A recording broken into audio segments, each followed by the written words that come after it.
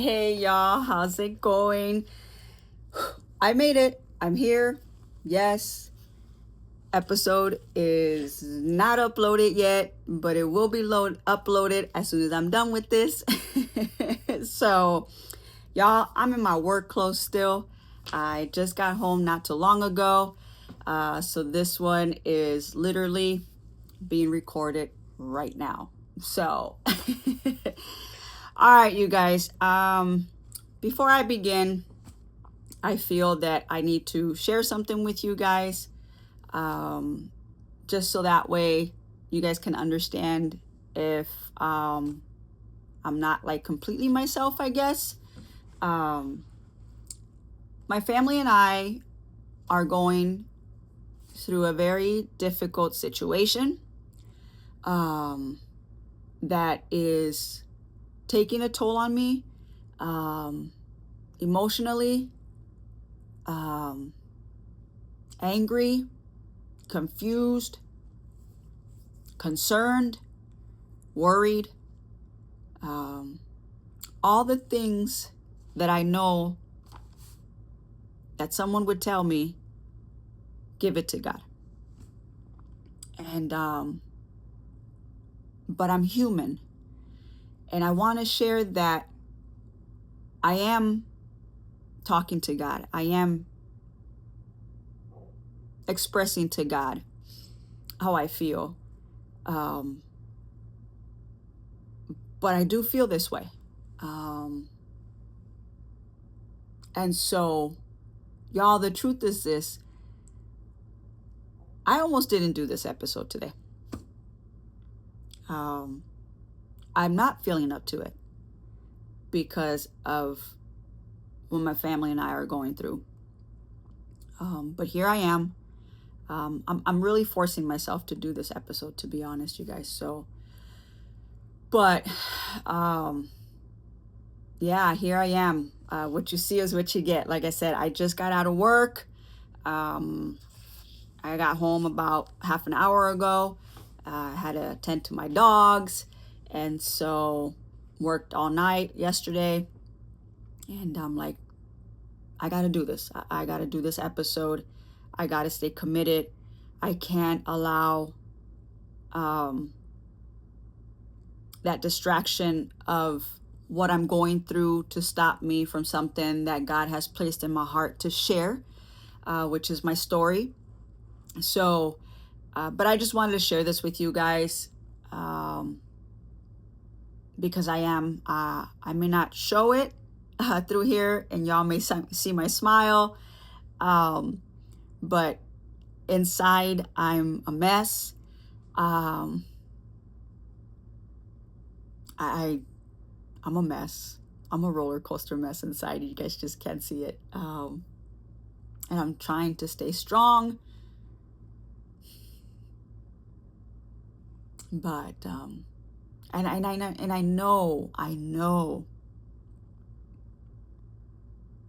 know that God knows what He's doing. I just don't get it. I just don't understand it. But I'm gonna keep doing my best to trust God, even when it's hard to.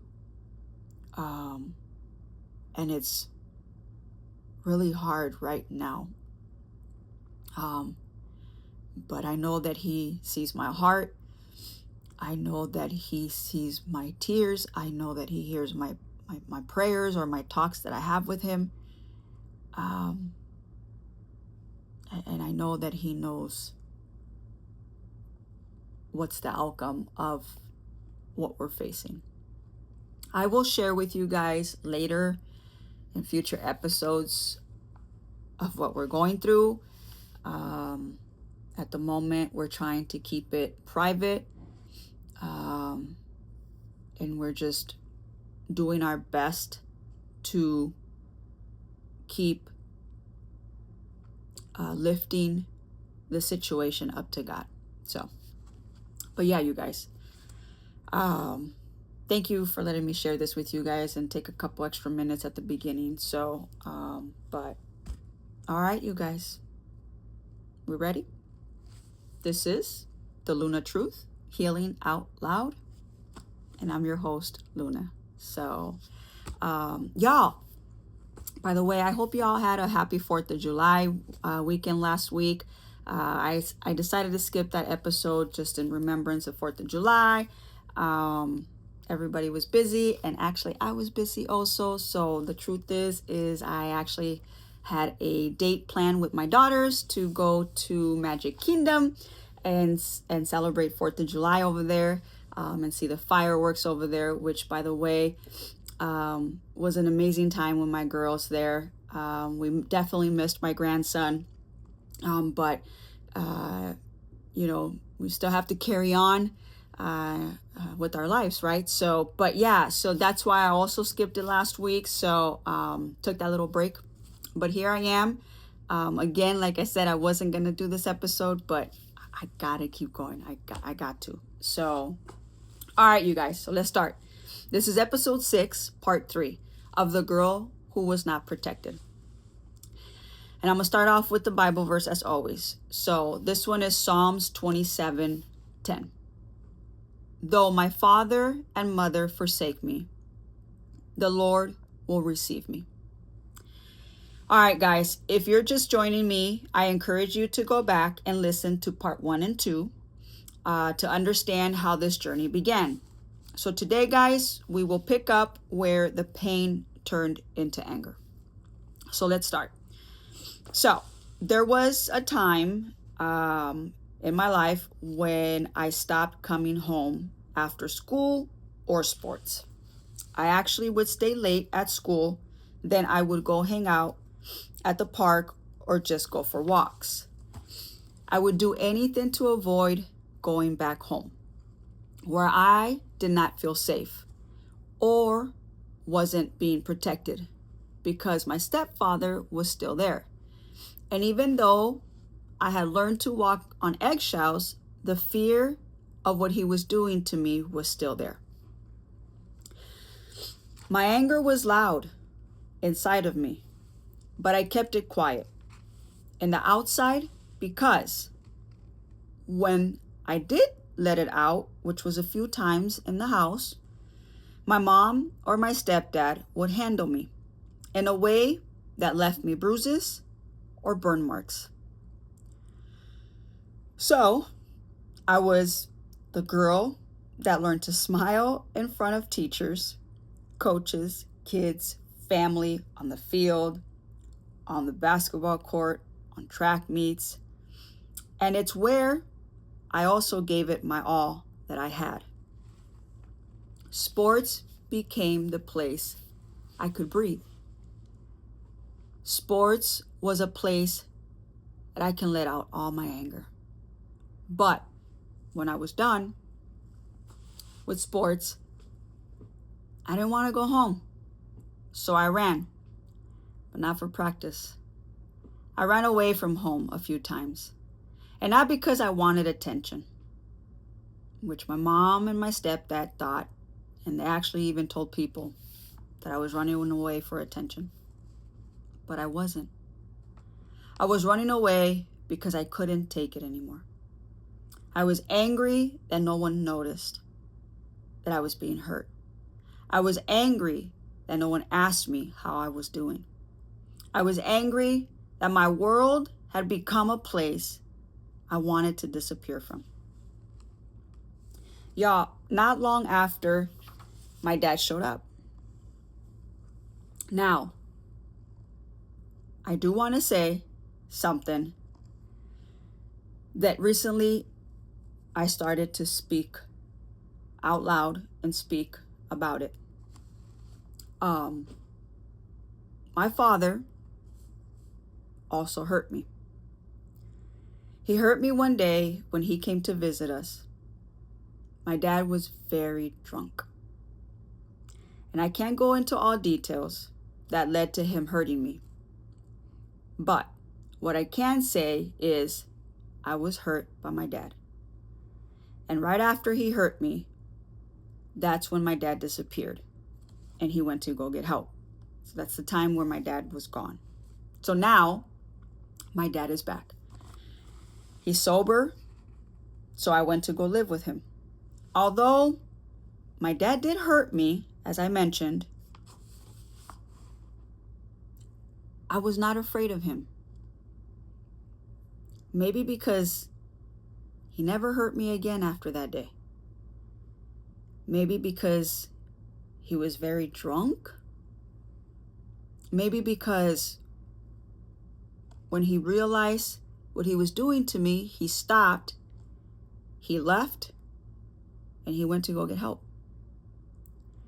I don't know what it was. All I know is I felt hope when I saw him again. I felt like God was giving us a second chance. Now, I was still angry, but I was angry in a place I was not afraid though. My dad and I would go to church together. We would have dinner together. We watched TV shows together. We would go for walks. I was enjoying not being hurt by my mom or my stepdad.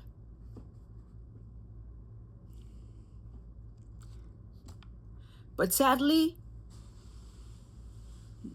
that didn't last.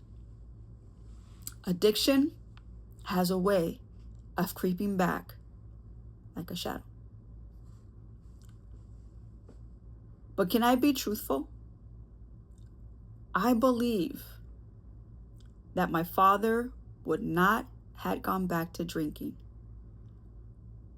if my mother would have had stayed away from him. Y'all remember that I said that my father loved my mom? That my mom was my dad's world? My mom had my dad's heart. He loved her to death. My mom was my dad's weakness. So when my mom was being hurt by my stepdad, she'd come back to my dad's life and reel him back. Then she'd make up with my stepdad and push my dad away. And that is when my dad would pick up the bottle again. So here I was, being forced to go back with my mom and my stepdad. Back to silence. Back to the dark secret. Back to fear. But this time, I was ready. I was ready to tell my mom. I just didn't know how. So I decided to go to church one day and tell someone at church that I trusted if they could come with me to be there when I told my mom.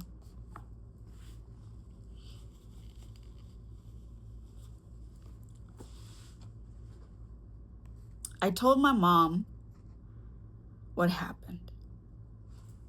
I told my mom what my stepdad did to me.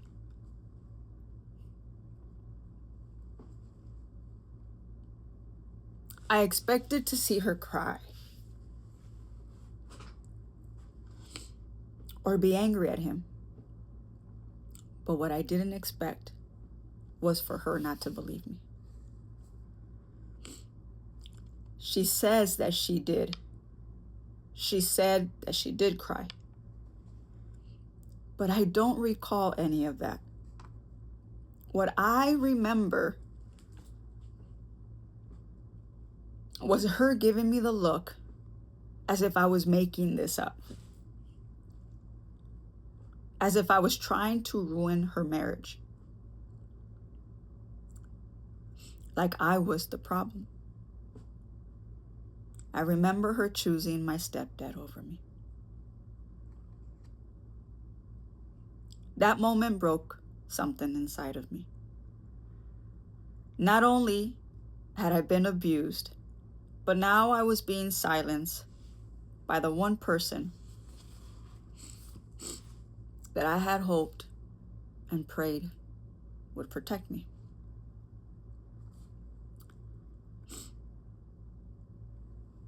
And once again, you guys, my dad showed up after this.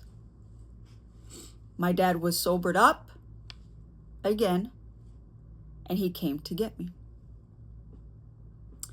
And I went to live with him again. My little brother and I actually both did this time. But this time, I had said that I will not go back with my mom ever again.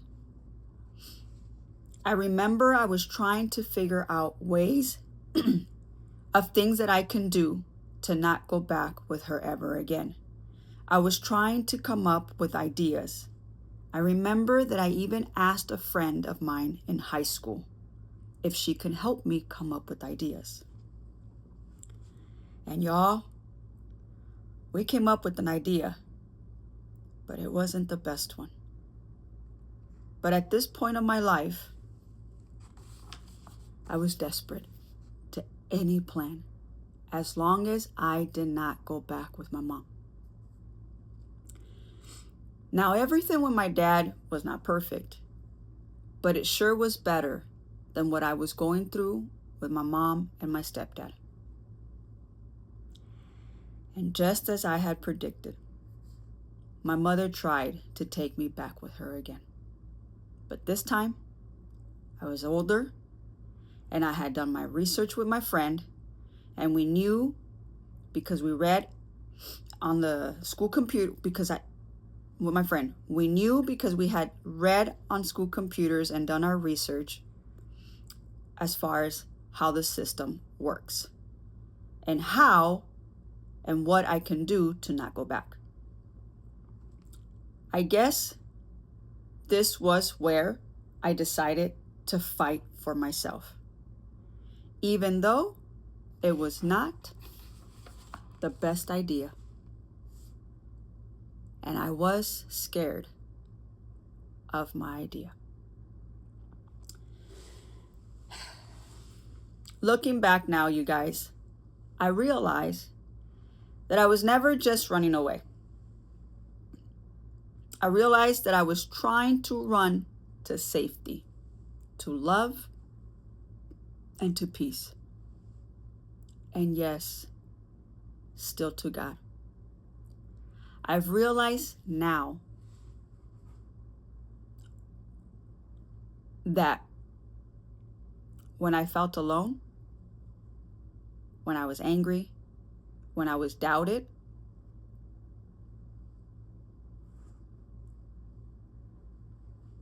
God never let go of me. Because here I am, still. And here I am, able to share my story with you all. So, thank you for listening to me. Thank you for walking this journey of healing out loud with me. Now, next week, I will share with you guys what my idea was and how I didn't have the courage to follow through, but it still took place, but not with my consent. So, if this episode spoke to you, please share with someone who might need to hear it.